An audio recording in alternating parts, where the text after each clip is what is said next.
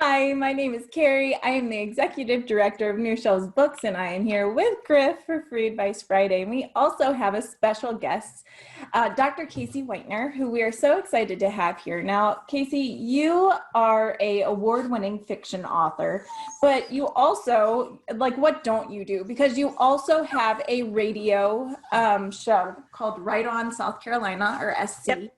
And you do a weekly Twitter chat, and you've got another book coming up, Before Pittsburgh. So, Yep. I mean, what else do you do? Do you also, I know that you've given chats, you've done, you're a professor. What do you teach? Good. So yeah, my full-time job is I'm a lecturer at the University of South Carolina's Darla Moore School of Business.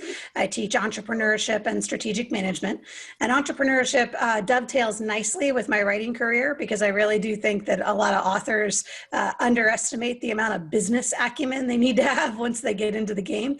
And I've had that conversation a little bit on the marketing side and really building your author career as if it is a business and how do you run the business itself. So that's been a lot of fun to kind of explore entrepreneurship for writers. So I teach that at the Honors College, and then I teach just straight entrepreneurship over at the business school. And what else do I do? Oh, and I have my own company. It's called Clemson Road Creative. We're a management consulting firm, and we're a little bit obsessed with work from home. So we help companies figure out how to be strategic about managing their remote employees. And we have this program called Redesign Work. We actually have a book called Redesign Work, and it looks at being results oriented as opposed to being time clock and 40-hour a week and traditional employment oriented. So that's those are my how I get paid jobs. Yeah. I love that you're like, oh, what else do I do? Oh yeah, and I just have this whole business. No big deal. Yeah, and then I own my own business. That's right. Not a big deal. And I love that. Now your first book, now that came out, was it in 2019? Yeah, 2019. It's after December. And it's free right now. So I'm going to share that link with you guys so I'll put it in the chat so you guys can grab it. It's on a book funnel promo right now so that people can be introduced to these characters before Pittsburgh comes out in August, because Before Pittsburgh, while it can stand by itself, you can read it by itself. It is actually filling a gap in after December. There's a gap between the last two chapters of the book, and Before Pittsburgh fills that gap. Got it. So I'll put that link in the chat for you. Awesome. Thank you. So everyone can go grab it. Now, and I appreciate that so much. And your book is really geared towards, I'm horrible with these generations. I'm still like Generation Y. Wait, no, is it Z? And so your book is really geared towards Gen X. And so was there a reason for that? Was there something that drew you to those types of characters and settings? Yeah, so the first book, After December, was written kind of as I was growing up and while I was in college. And so it talks about, it's about college kids in the 90s. So really, Brian and his friends it's 1999. Their best friend commits suicide. They all have to go home for the week. And when I first wrote the book, it was very much sort of my catharsis in the 90s, being in college, dealing with some things that were going on with all of us. And then, fast forward like 18, 20 years later, because I'm clearly no longer in college.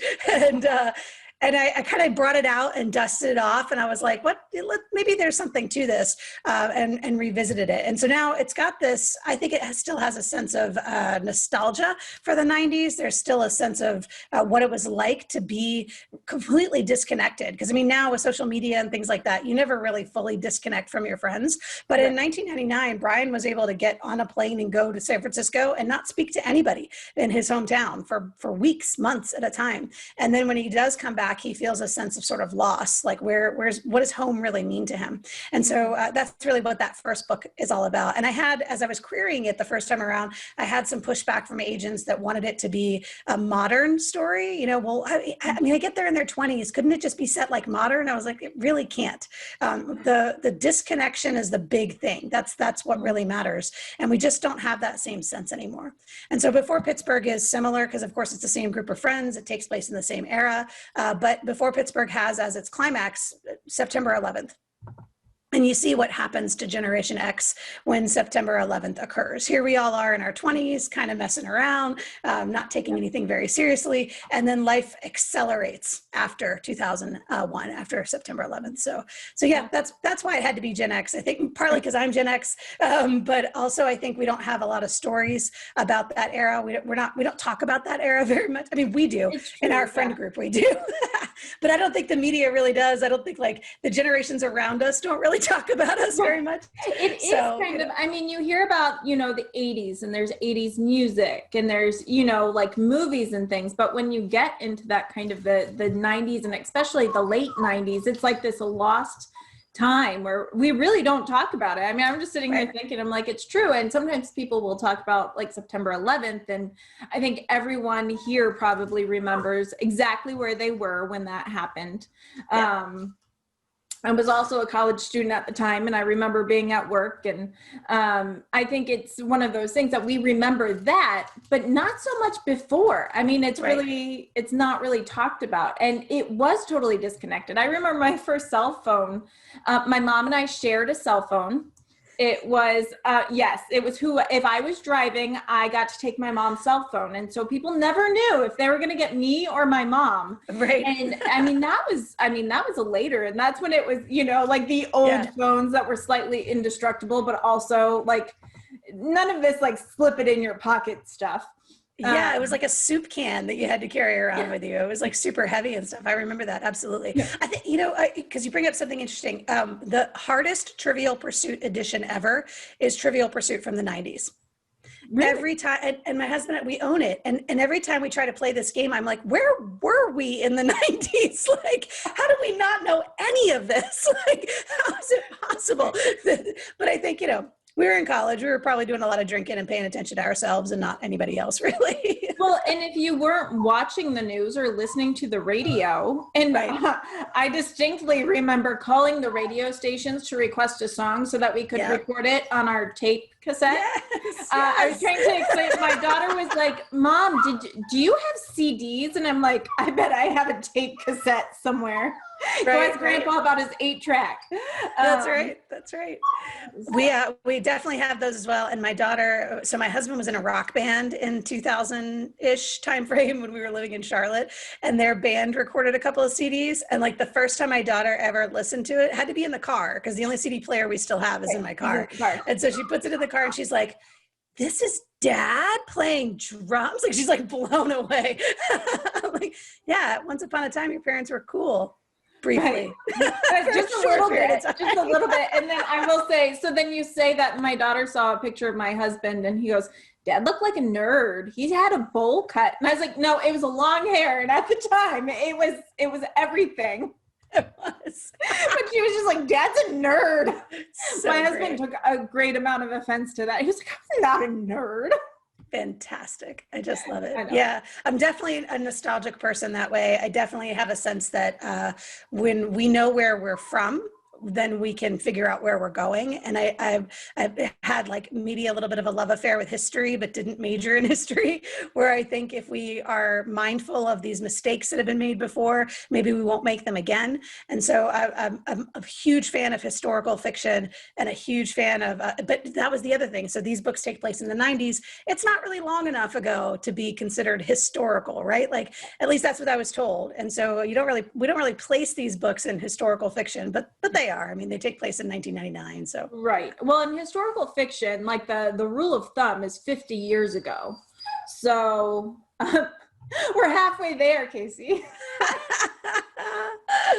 It has been. How does that make you feel? We're about to be living historical fiction. Right. Well, we're at the 20-year anniversary for September 11th, and that's a big part of it too. Like I said, the Before Pittsburgh climax scene is September 11th, and we're at 20 years where when people say things like, "You'll remember exactly where you were when it happened," is there anything else that happened in 2001 that you remember exactly where you were? Right. The specific instances around that. So it'll be interesting to hear all these stories coming out over the next few months where people are reminiscing what it was like that back then. Yeah, absolutely. Well, everyone go grab your free copy and then read up on it. And then don't forget that if you read it and you loved it, leave a review, because that's what we do, right? You got to support each other. So I love that. And one of the things that obviously caught everyone's attention is when I said that you're a radio host. Did you train for this? How did this happen? How did it happen? So I got introduced to a friend, another Gen Xer, Kevin Cohen, who is a conservative talk show host here in the Columbia, South Carolina area. And he was building a news station, 100.7 The Point. And we had an entrepreneurship conversation. So we were mostly talking about building the business and what is it like to be in the business of radio. My first experience with radio was my first job out of college. I was a sports writer, and I got to be on the radio talking about the football team that I was covering in Northeast Georgia. And so I just fell in love immediately with this concept of radio and talk radio. And I don't really like to listen to talk radio, mostly because I don't like to listen to callers. Which is like the worst thing to say as a radio show host. And so our radio show, we don't take calls. We'll take messages, like people can send us messages on Facebook and all that, but we only have an hour and we're only on the radio for that 1 hour. And so we really want to be able to focus on what we're doing instead of having our callers call in and sort of hijack the conversation. So, but anyway, most talk shows, they're on for hours at a time and they get the callers that call in, and like that frustrates me. And so I don't normally listen to talk radio. So Kevin and I are talking about he wanting to do more local programming. And I was like, well, we could do an entrepreneurship show. And he goes, yeah, that sounds good. But I think I'd rather raise the intellectual level of the radio. And I was like, what do you mean by that? He's like, I'd like for you to come on and talk about literature. I was like, what? Okay. And then, of course, he gives us the Saturday morning at 9 a.m. I'm like, nobody is listening to the radio on Saturday morning at 9 a.m. But it was a good entrepreneurial venture for us. We got a chance to, first of all, I found a good partner, my partner, Rex Hurst, who I think we have good chemistry on the radio. We have good conversations. And then we are cycling through different topics that are relevant to writers, that help writers in their craft. We always have the final segment to talk about exactly how to do what we're talking about. We've had shows like Kill Your Buddy, which is all about why the best friend has to die. We've had shows about, well, we've had publishing and marketing shows too, where we talk about how to actually get your book in front of readers and things like that. That's not necessarily our forte. We're really more on the craft side, but we have had some guests come in and talk about that kind of thing as well. As some of your audience might know, Alexa Bigwarf from Write, Publish, Sell and the Women in Publishing Summit. She's been on the show frequently because she's here in Columbia. So when Rex can't be there, I'll call her up and ask her if I can buy her coffee and bring her down to the studio with me. And so she's been a frequent guest with us. I love it. I love it. And so your show is all South Carolina writers and, you know, and in the business, it's all South Carolina. So it's very, very local.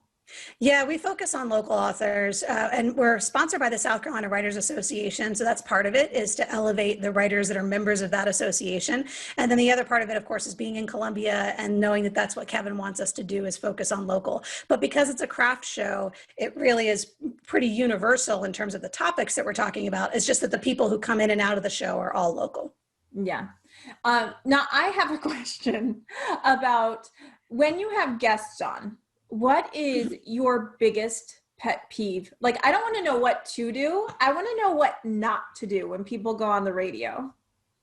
I would say the biggest pet peeve, and I'm totally guilty of this, is monologuing. Right. So like you and I are having a conversation and I'm having to, like, in my head say, stop talking, Kasie, and let Keri talk.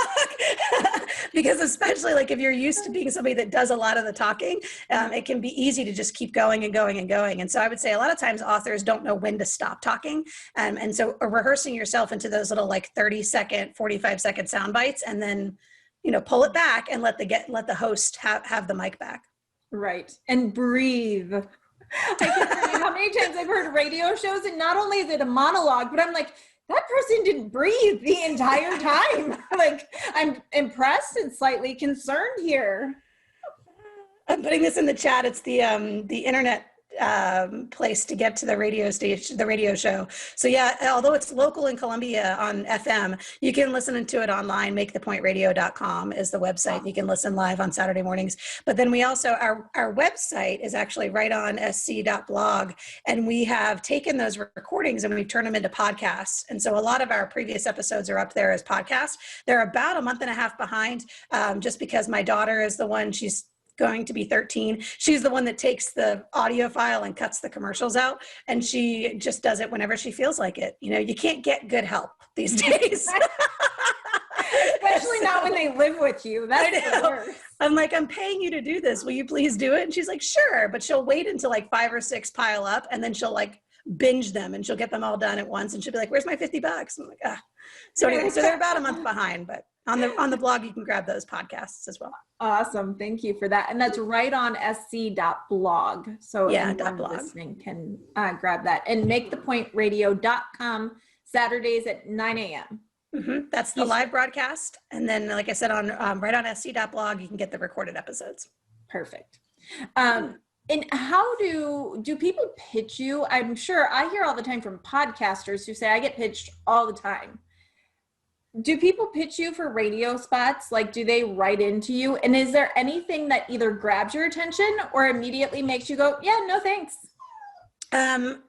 I don't get pitched a lot for people to be on the radio. I think there's an idea that you have to pay for access to be on a radio show, where podcasts, you don't typically have to pay to be on them. So a lot of times writers will pitch the podcasters thinking that if they pitch a radio show, they'll have to pay to be a guest. And that is a model for some shows. It's not a model for ours. We're looking for patrons. We're looking for people who will support the show, $5 a month, $2 a month, whatever, to help us pay our bills. But we don't charge for author interviews. Now, we did go without author interviews for a very long time because of COVID. Now we've started putting author interviews on our YouTube channel, so it looks a little bit more like this as opposed to being on the radio show itself. And then we keep the radio show as being topic heavy, and then we put the interviews on the YouTube channel. And that way we get a little bit more of me with some more rapport with the author, as opposed to having them come down to the station. And we don't do call-in interviews at all, like I said. So, it's a little bit of a different model, but we don't charge for that. I mean, I'm glad to have anybody that wants to be on our YouTube channel to do a Zoom interview. Like, I'd be glad to put that up always to promote other people's work. And they don't have to be South Carolina authors for that. But that said, yeah, people do pitch me sometimes, but not usually. And I would say the thing that turns me off more than anything is somebody wanting to read on my show. Yeah. Especially the poets. Very exciting. Lord have mercy, especially the poets. Poets always want to read their poem. And they always say things like, well, it won't take very long. And I'm like, nobody wants to be read to. Like, they don't want that. That's not why we're here. We're here for conversation. But I think, too, people are shy sometimes. And so they think, like, maybe I could just read a passage from my book. I'm like, no, don't read a passage from your book. No, you've got to be able to chat. Well, and also, I think a lot of times when people pitch themselves, they pitch their book. I will say for authors, I've seen this a lot. They pitch their book rather than them and what they can offer in a conversation in speaking. So even if you've written fiction, you can say, I've written this book that is all about, crafting high fantasy and world building and things like that. So you're offering something you can speak about that relates to your book, but isn't just your book. Because, and I tell this to people all the time with like news releases, your book is not big news. It's just not. You have to create news around your book if you really want to get people's attention. Well, and there's the hook piece of it, right? So we're talking about that right now with Before Pittsburgh. Part of the reason that the timeline for publishing Before Pittsburgh is what it is because of the 20th anniversary of 9/11. Now, I didn't know that 9/11 was going to be the climax of this book when I wrote it, right? But then when it turned out that that was the case, I was like, of course people are saying, what changed Brian in these last 2 chapters of After December? And I'm saying, it's the same thing that changed us all. It was 9/11, right? So of course that's going to have to be a big part. So it's about a year ago, and I'm having this conversation with my publisher about it. And I'm like, I really think that I'm onto something with this. And I was trying to figure out how to do it. Like, does 9/11 have to be the entire book? And then we're just getting everything else in exposition? Or are we just going to make it a single scene? Like, how is that going to work? And as we're like, we go walking in my neighborhood, and as we're walking around the neighborhood, I'm like, I'm kind of trying to figure this out. And she's like, we're publishing that a month ahead of September 11th next year. She's like, you better figure this out and figure it out quick. And part of that is because that's the story, right? The 9/11 to Gen X, that's the hook. That's what's going to make people want to pick up the book. That's going to make people respond to the press release. Hopefully, anyway, fingers crossed. Exactly. And it's all about finding that hook and finding that story and if you don't have one, make one. Yeah. I mean, not everyone has a historical event to tie into, but you can find some type of hook, and you have to, because your book may be great. It may be a great pitch for readers, but you have to have a hook if you want it to be newsworthy. If you want to make it to the radio and to press releases and things like that, you have to have something that's bigger than my book is awesome. Yeah, we think of this on the marketing side, the how, the now, and the wow, right? So you write a marketing piece that tells people how to do something. You write a marketing piece that tells them, that wows them, like, look at this amazing thing we did. Or you write a marketing piece that's about now, what's happening right now, and how does our expertise match with that? And so I think for writers, a lot of times, if you think about the now and you go, what's happening right now, and how is my book relevant to that? You can find that hook there where you go, everybody's talking about this, and my book deals with it in this way. So now I have my hook. Exactly. And that is how you talk about your book without talking about your book. Right. Exactly. Which is we're all about being subtle until we're not. And then at the end, it's like, and my book is available here. Well, you know, what's interesting too. I think we forget as authors, like we spend a lot of time with other authors. And so we all know that everybody has books. Like I know you guys all wrote books. Of course you did, because we're all here together. And Alexa will tell me she's written like 5 or 6 books. She'll say that she has Facebook friends that'll say, oh, you wrote a book? Good for you. And she's like, I've written 5 of them. Right? So we forget that people who aren't in our literary circle, who aren't part of our literary world, they don't pay that much attention to books because there's a lot of other stuff to pay attention to. And so it's important. I think it's a good idea to be subtle about it, but don't be afraid to be like, oh, and I wrote the book on that. Right. Well, and to tell people, I cannot believe by how many people, and it's just like, do people really know what you do if you don't tell them? Like, right. My dad's still like, no, what do you do? And I'm like, and it's just because like, he's like, you work with books. He doesn't, I could have 5 books out there. And unless I'd sent a copy to him, he would be like, oh, you got a book. Look, this person has your name. Yeah.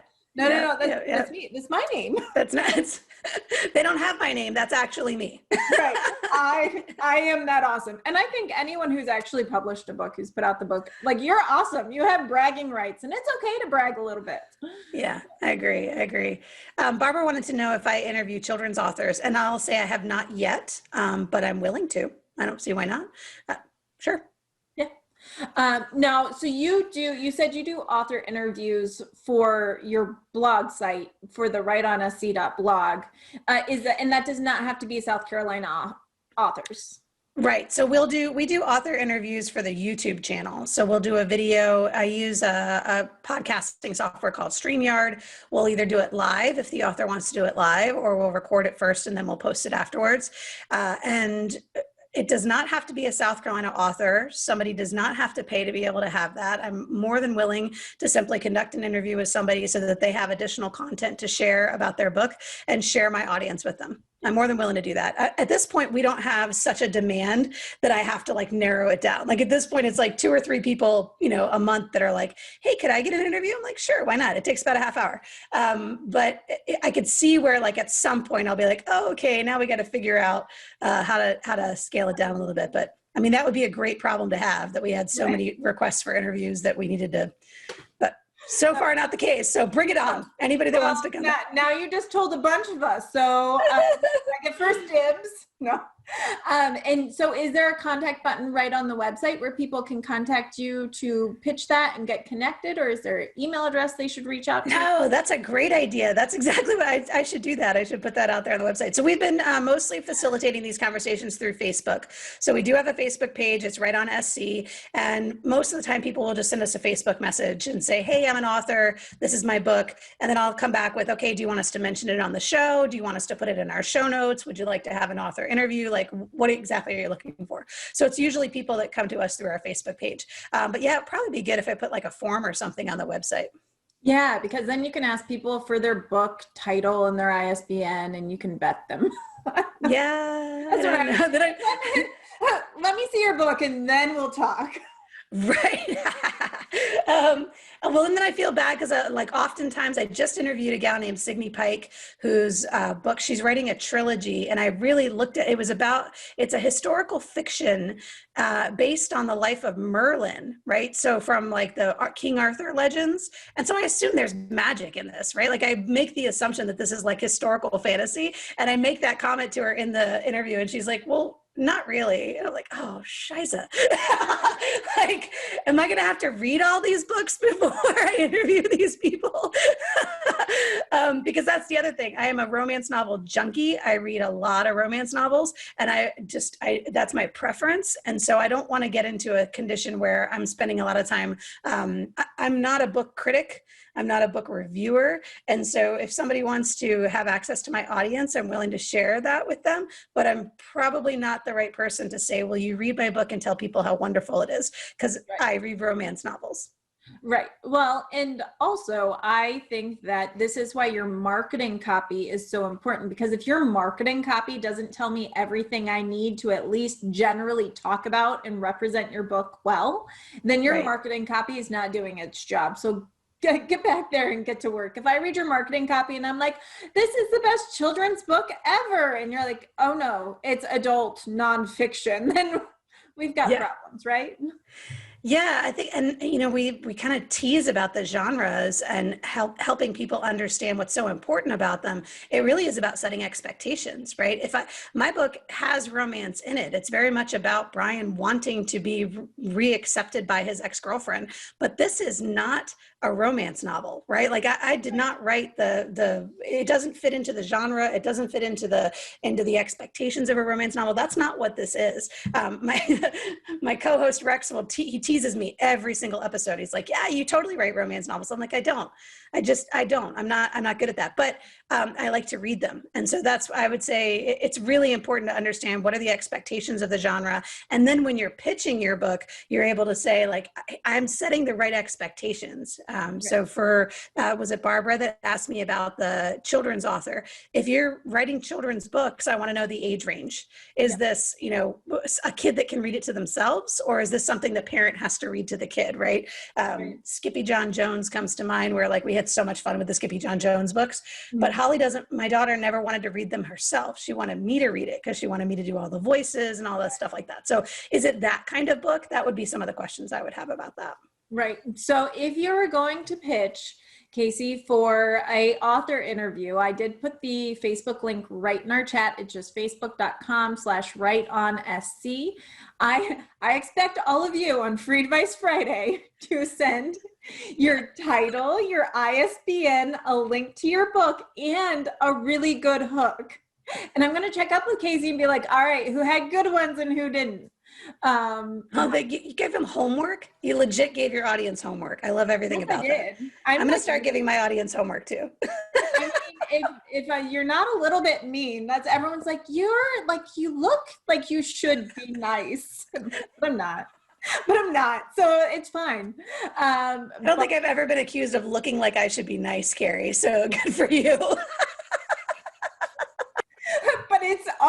But looks are very deceiving. I think that's why I get away with it. I'm like, all right, well, you're just going to need to just go rewrite this. It'll be awesome. And people were like, it will not be awesome. And I'm like, well, but you're still going to do it. Right? It's a fine line, right? I cannot wait to get back. This semester I taught all online classes, and it was a lot of this, but nobody else showed their camera but me. And so it was like podcasting, like all by myself, just lecturing into the unknown and having no idea if my students were listening or paying attention.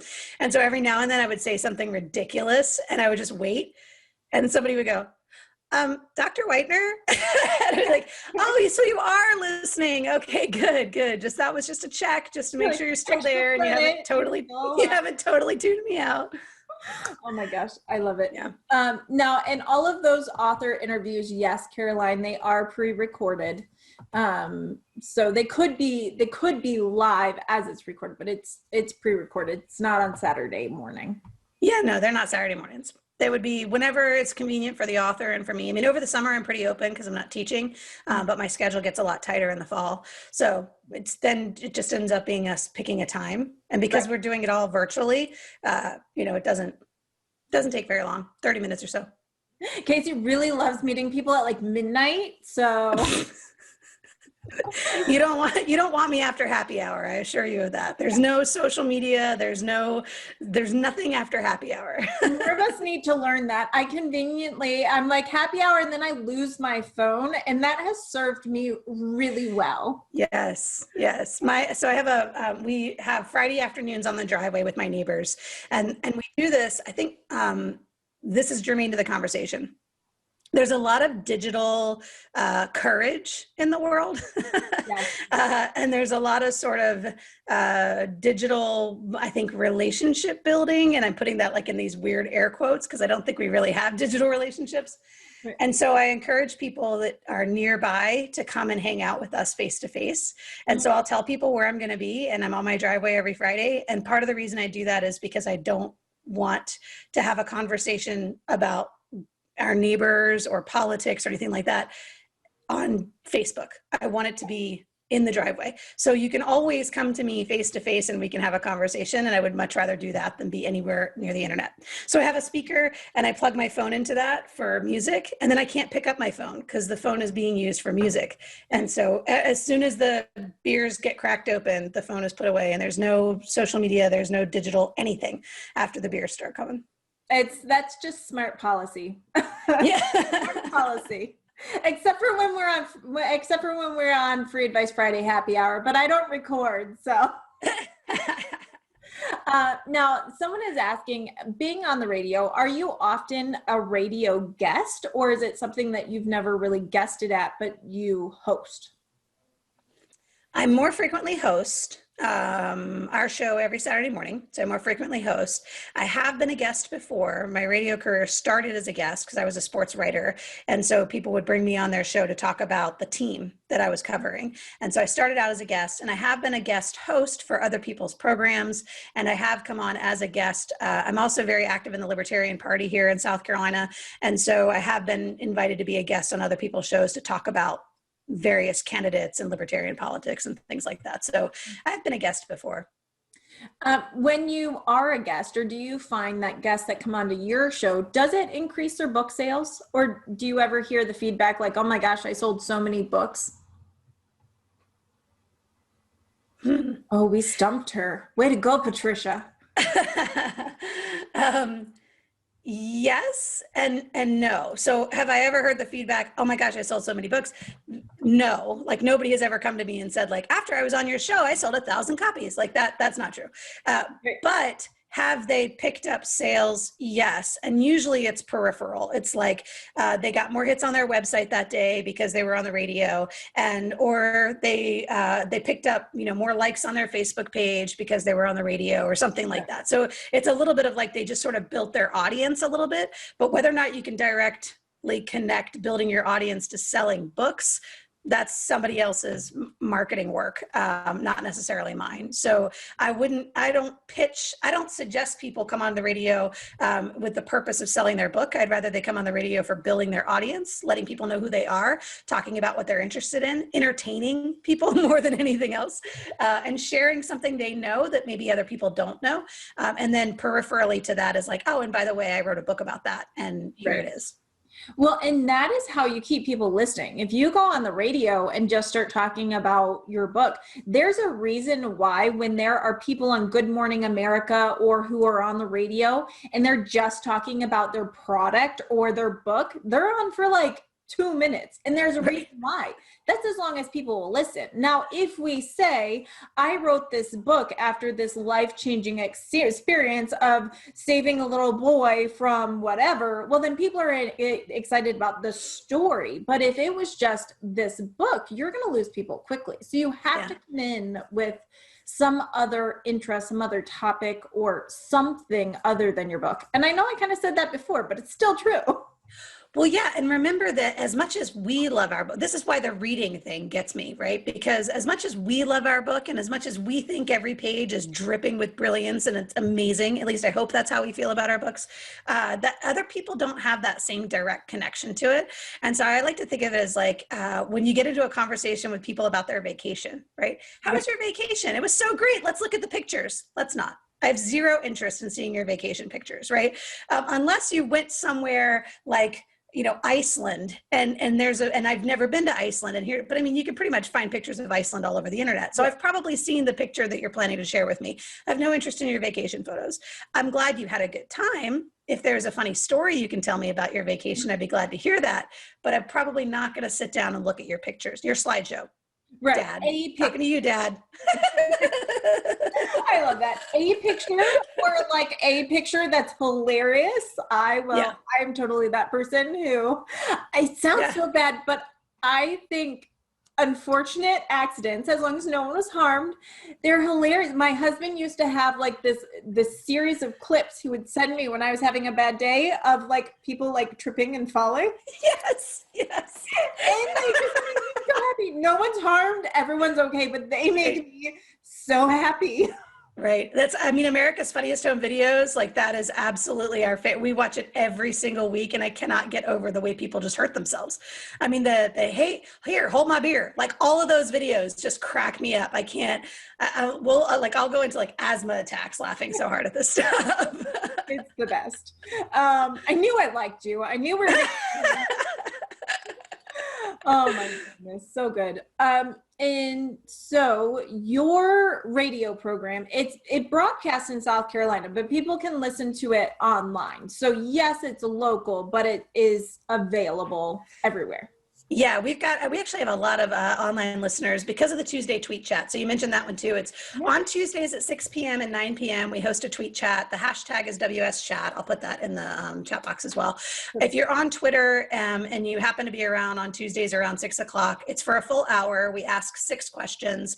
The 5th question and the 6th question are always, the 5th one is your favorite and the 6th one is a work in progress. So it ends up being kind of an accountability group. What have you written since last week? Right. Share us with a link or a paragraph or something like that. But the first 4 questions are topic. And so like this week we talked about, what did we talk about this week? Oh, taboo topics. Because tomorrow's episode is all about taboo topics. Why literature is uniquely positioned to take on taboo topics and whether or not you should. What's the risk associated with it, and that sort of thing. And we originally thought we would talk all about erotica, but neither one of us write erotica. So I was like, I don't want to sound like a jerk. So instead, why don't we just talk about taboo in general, and we'll just build the erotica conversation into that, because taboo. But yeah, so the tweet chat usually is whatever topic we're going to be covering on Saturday morning. If you come in on Tuesdays, or if you just search that hashtag WSChat, you'll find all the tweets that we put out there and the questions and the discussion that's out there. That's another free opportunity to meet other authors, meet other writers, and just kind of get in, once a week and just chit chat just about craft and stuff like that. Yeah, that's really fun. Now, speaking of writing, I saw that you write on Wattpad. You have a little series going on. So I do. What inspired you? Obviously having a published novel and another one coming out, what inspired you to go in the direction of serialized fiction on Wattpad? The first answer is my daughter. So she's 13. She'll be 13 in June, and she reads Wattpad. This year, she homeschooled this year, and I could not get her to read an actual published book. Everything she wanted to read was Wattpad. I'm like the worst homeschool teacher ever. Like, I just got to put that out there. But anyway, and so I kind of got fascinated by it because of her addiction to this platform. And then I started looking into it, and we started having some conversations around fan fiction and the dangers or the risks associated with fan fiction in terms of trying to live in somebody else's world. And so that was really interesting to me too, about whether some authors love fan fiction of their work, other authors hate fan fiction of their work. So we had like a whole conversation around that on the radio as well. And then finally, we learned that Amazon was building out Vella, which is their version of a serialized platform. And because Vella was released, and I said, gosh, if Amazon's getting in the game, why does Amazon think this is the right thing to do? And so last week we talked about serialization and this sort of long history of serialization all the way back to Charles Dickens and Madame Bovary and all these other kinds of classic texts. Ernest Hemingway serialized, Hemingway's my jam. So so all of that to say, I thought, is there an opportunity here to try this and see if it would work? And then the other is I'm querying right now these vampire novels, which are, they're Gen X novels, the Gen X vampire, but it is a fantasy novel, obviously, because vampires, not real, everybody, they're not real. So that's very different than After December and Before Pittsburgh, which are straight commercial fiction. Like there's no magic in either one of those books. So I'm like, well, I probably need a fantasy audience. How can I build a fantasy audience? And so my daughter said, you should go to Wattpad. The people that you'll be writing for right now, by the time your vampire novels get picked up and get published, they'll be old enough to be able to read your vampire novel. And I was like, that's a good marketing idea. So I dusted off this story that I have that's about Neverland. And it's about these kids that get kicked out of Neverland. They're two lost boys, Noah and Hickory. They get kicked out of Neverland, and they find themselves in Boston right before the American Revolution. And so I made a connection between the Lost Boys and the Sons of Liberty, and that's really what this book is about. It's called The Full Moon in Neverland, and it's on Wattpad. 2 chapters up right now. I'm doing 1 chapter per week, and each chapter has has like 4 or 5 segments. So we get 1 segment per day, per week, and that's the strategy for the publishing of that. Yeah, that's cool. And I love that. Lord of the Flies meets Peter Pan. Yeah. And that was exactly my thought as well. But I was like, that's very Lord of the Flies. Well, my hope is because it is free, right? So I think the question gets to like, why would you give this book away? I didn't plan to write this book. It's not something that, as much as like it's interesting to me and I like it and I'm having fun with it, it's not really, Neverland fan fiction isn't really in my wheelhouse. Like the vampire books are a specific kind of fiction for me. But the other piece of it is that this is a little coming of age piece because you have these kids that they're going to grow up, and because they grow up, they don't fit in Neverland anymore. And so that growing up piece is interesting to me as well. And like I said, my daughter's 12, she'll be 13. So I think it's going to resonate with her and some of the other kids in her age group. Right. So you're doing a chapter a week. Is it already written? Or are you writing it every week? It's already written. It was a NaNoWriMo project, actually, if any of you guys have ever done NaNoWriMo. I love NaNoWriMo. So I wrote it for NaNoWriMo probably 3 or 4 years ago. Didn't really want to do anything with it, but I have there's this one scene where Peter Pan gets a little sexually aggressive with a mermaid. And I read that once at an open mic, and all these people were like, Peter, like this is before Once Upon a Time, the TV series turned Peter Pan into a complete jerk, right? Like, so now people get it. Like if you watch Once Upon a Time, Peter Pan's a bad guy, right? He's a bad dude. But before that, like back in 2016, I had written this thing about like, what happens if this mermaid really loves him and he doesn't love her back, right? Mm-hmm. And so I read this at an open mic and people were horrified that I had done this to Peter Pan. And so, but then you wait it out, and Once Upon a Time picks it up and they run with it. And now like most of like my daughter's age group, they're like, Peter Pan's a jerk. I'm like, is he? If you read Peter and Wendy, he's completely a jerk. Like, J.M. Barrie didn't even hide it. Like this guy's kind of a jerk. And so anyway, blah, blah, blah, all that to say, the serialization piece is it's an experiment now. So I put up a chapter per week. I'm revising the piece before I put it up there. And then we're watching it because now my co-host Rex Hurst is going to do the same on Vella.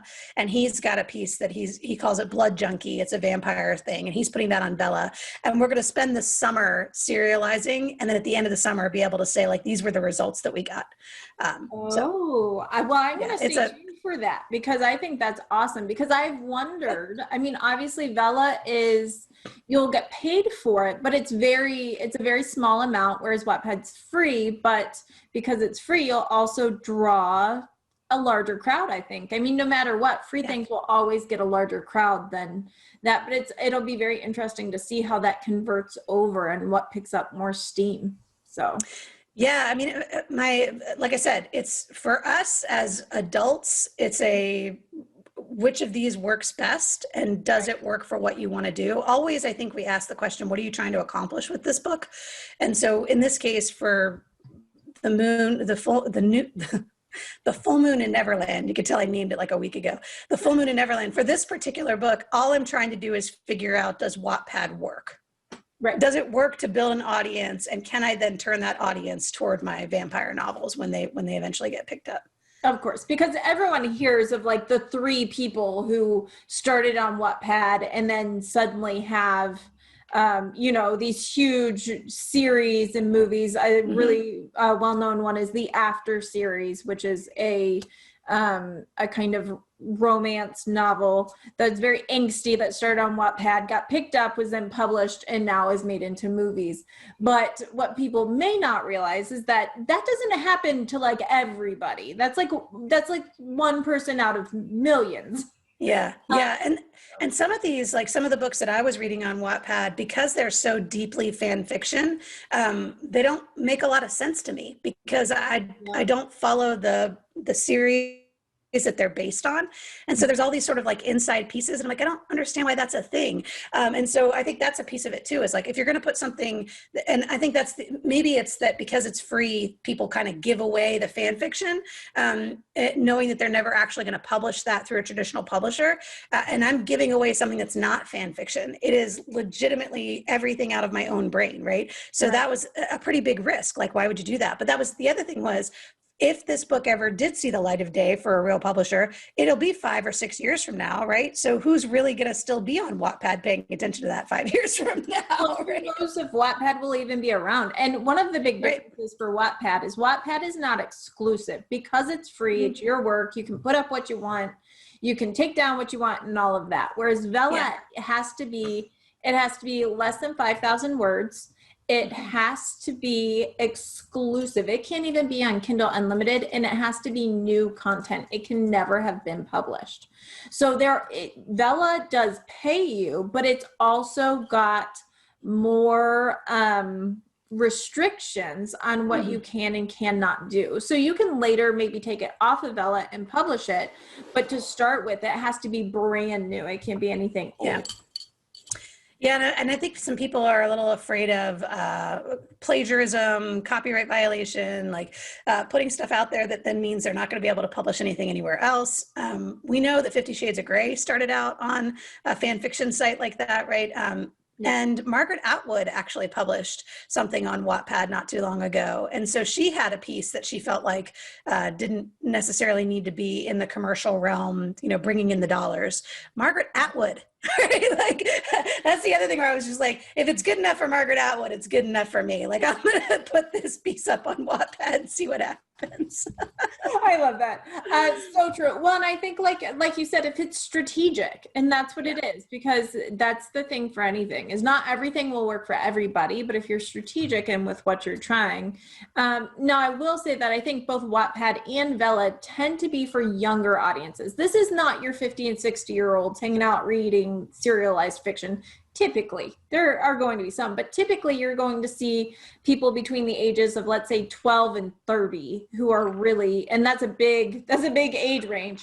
But the younger they are, the more likely they are actually to be reading this type of serialized fiction, because that's how they are techie. They grew up on this kind of stuff, and that's where they're looking for their content. Whereas, the older of us, we're going to actual books. Like, we're doing ebooks. We're really advanced. And they're engaging with it too. So, you can see your demographics on Wattpad, and the majority of my readers are actually over the age of 30, which I was really surprised by. But they're also not leaving comments. They're not voting for it. They're not sharing it. You know what I mean? So I asked Holly about that. I asked my daughter about that. I was like, do you think it's because they're not young enough? Like, do you think the younger writer or the younger readers would be leaving more comments? I said, oh, absolutely. She said, I comment on everything that I read. Like, I mean, the people in her age group, as they're, because they have the ability to, you can comment per passage. Like, I love this. This is amazing. Or you can make little comments that will relate to a different story, and so they're building these sort of like weaved in experiences around the books, which is like fascinating. But the older readers don't do that. The older readers read it and then they move on with their lives. But the younger readers definitely they're commenting per passage. Right. Well, and I'm curious too, with yours in particular, if some of what your audience is audience from the radio who is probably a little bit older going over and reading it because they know you. I wonder if that's part of your demographics there. Oh, I promise that's it. Yeah. And like Tuesday night, I went to our writers group Tuesday night and I read the most recent installment and they all wanted to know how they could get more. And I was like, oh, here's the Wattpad address. And I gave it to them. Well, I mean, we're meeting in person in somebody's living room. You know, this group is old, right? Like everybody's vaccinated, face masks on, like meeting. Yeah. So that's a much older demographic. I think you're exactly right. I put Wattpad out there. I put my story on Wattpad to my network and my network's older. So I think that's why the readers are older there. But hopefully the younger ones will find it soon. And it's climbing in the rankings. It started out ranked like number 1,000 in the #PAN, and now it's up to like 210 or something like that. And so, you know, the more people that are paying attention to it, the more it goes up in the rankings. And that means the more people will find it. Perfect. We don't know the meaning of old. Okay, Barbara, I agree. Well, I just like to tease about it because as much as, I mean, sometimes people look and say, well, you're so young, you get all of this. No, I mean, I remember our first computer that was like this big and about this deep. And I remember that, you know, the signing on, and I had a Juno email address. And so even though we are younger and grew up with some of the technology and the internet and stuff like that, it's still, compared to what my kids have now and how my 7-year-old's probably faster on his computer than I am. Yeah. Because they are literally growing up with it and the technology is constantly changing. So in some ways I feel so dated because it's updating all the time. Yeah. And Holly gets frustrated with me when I'm trying to find my way through something. She'll just like, just give it to me and I will find it. I'm like, no, this is not how mom learns. If you want mom to be able to do it herself, she has to learn how to do it. Exactly. I can't rely on you all the time. It's a learning process where you're like, I really need to be able to like hands-on. Exactly. We did have a question that came in, and this one's actually about reviews, but I'd love your input on it. And it's about where you put reviews on your book. Like if you've got a great excerpt or endorsement, are you putting it on the front, on the back, or inside? Where do you do it? I don't have a lot of control over how the book gets laid out and where the reviews go, because I do have a traditional publisher in Chrysalis Press. I like to see reviews on the inside of a book. So I like to pick it up and those first 3 or 4 pages are all these really great responses that other people have had, especially if those responses are from authors that I really admire. If I could get somebody like the very first review that I got that I was able to use was from Jonathan Haupt, who runs the Pat Conroy Literary Center down in Beaufort. And we put it on the back of the book. So the copy of After December that you order from Amazon will have it on the back of the book. I would love to have 3 pages on the inside of the book where here's, you know, all these writers that I just love saying how much they love Before Pittsburgh. But I just don't have a lot of control over that. And so I would say, depending on how many you have, if you've got one endorsement, don't put it on the inside. It's going to look lonely. It's going to look sad. So rather than look like that's the only one I have, you want to slap that puppy, take the best excerpt and either put it right on the front cover, keeping in mind that most of our marketing right now is digital marketing. It's digital sales. So the back of the book is great, but not everyone's picking up a copy of the book. So sometimes you can even use a small snippet, a word or two, best book of the year. I know that's more than 2 words, but best book of the year on the front. And then you have the full quote on the back. So if you've only got 1 or 2, then place them on the front and the back. If you've got pages of them, number 1, you're awesome.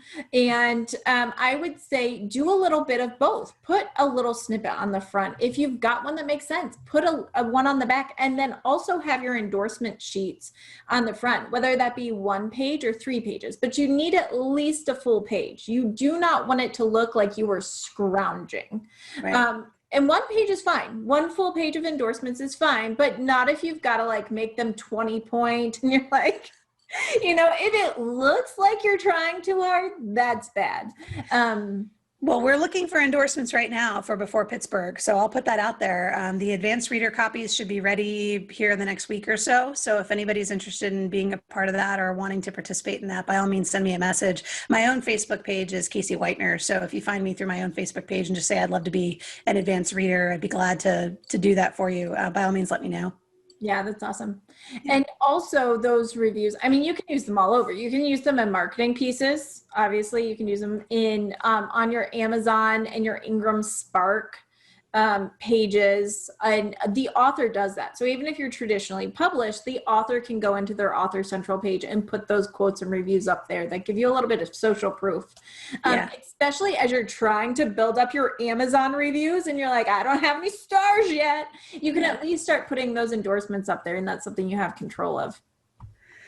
Yeah, I think we had a little bit of conversation on the radio show one time about those Amazon reviews. And I think we've all sort of fallen victim to we see a book that's got like 300, 5-star reviews. And so we buy the book and we're like, What? Who were those people, right?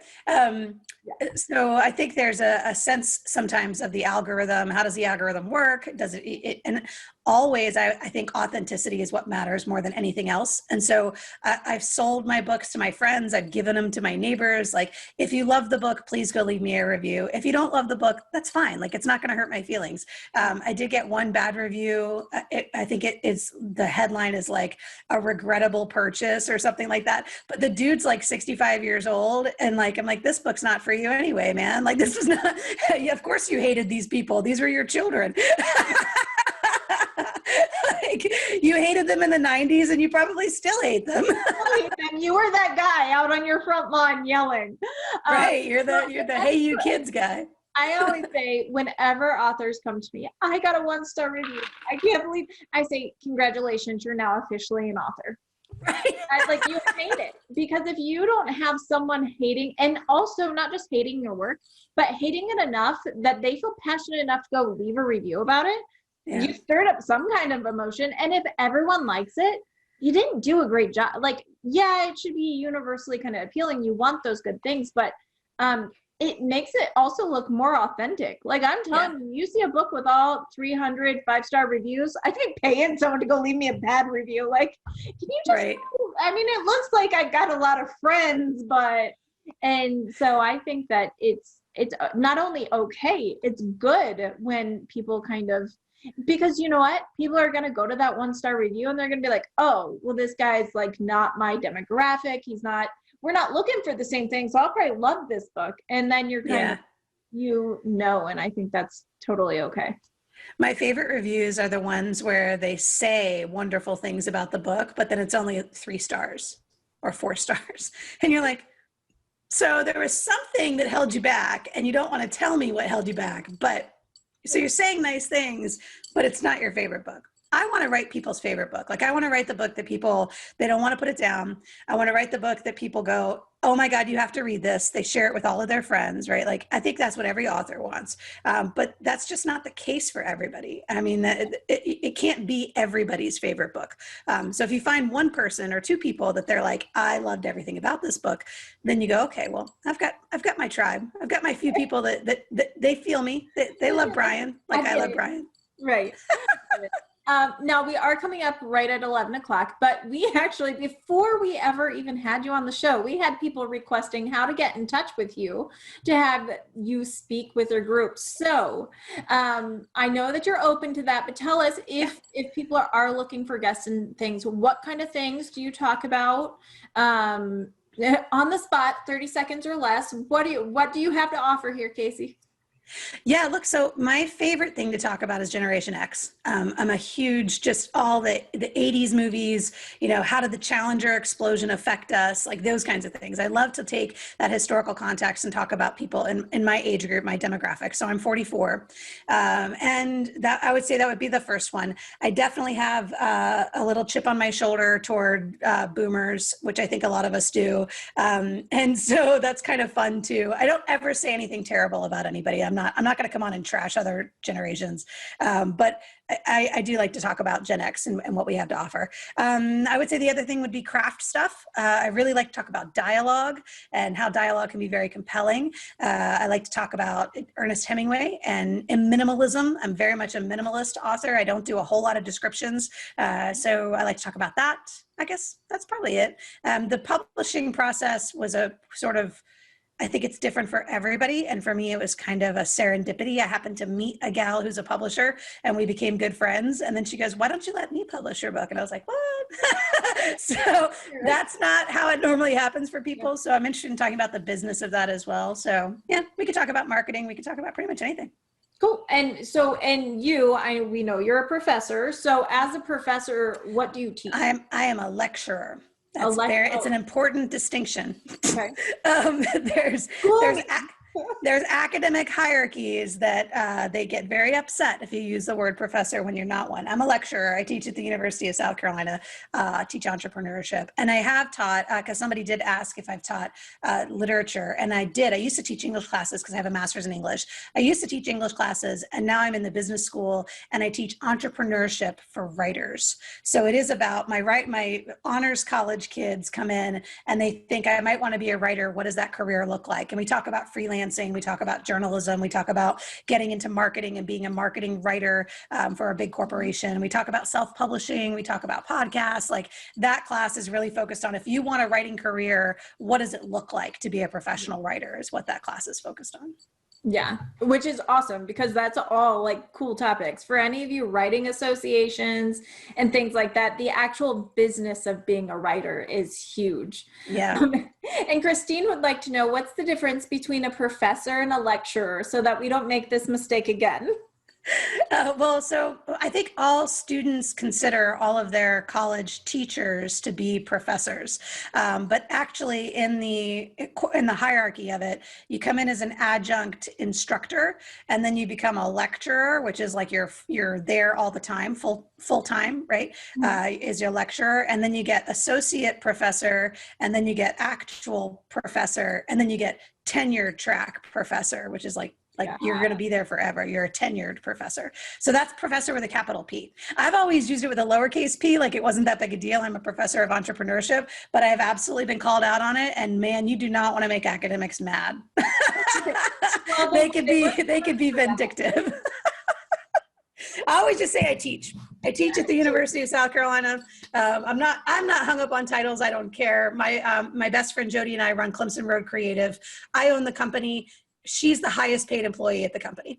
Like that's, so these are our titles. I own it. She makes more money than I do. Like that's how the company we don't care. Cause maybe that's a Gen X thing. We just don't care. The titles just don't matter to us. But it does. In some professions it does. And so, yeah, I would just think about that. When somebody introduces themselves as a professor, it's probably because that is actually their academic title. Right. And they're very proud of that, as they should be. Oh, well, okay. But it's the same. I think people do it with writer versus author too, right? Like people wouldn't say they're an author if they haven't published anything.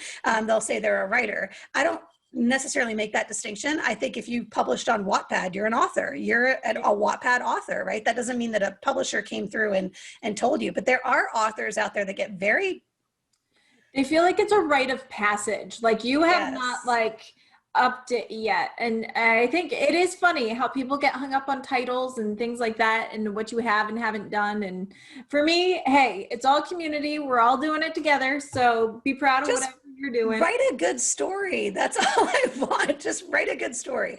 Go out there, spend some time, do the work, read obsessively and write a good story. That's really all that matters. That's it. And with that, we're going to hop off. Thank you so much for being with us. Thank you. It's so fun to see you. Thank you for sharing your audience with me. Of course, everybody go find Kasie over on Facebook. You can find her on Write On SC. You can also go to writeonsc.blog.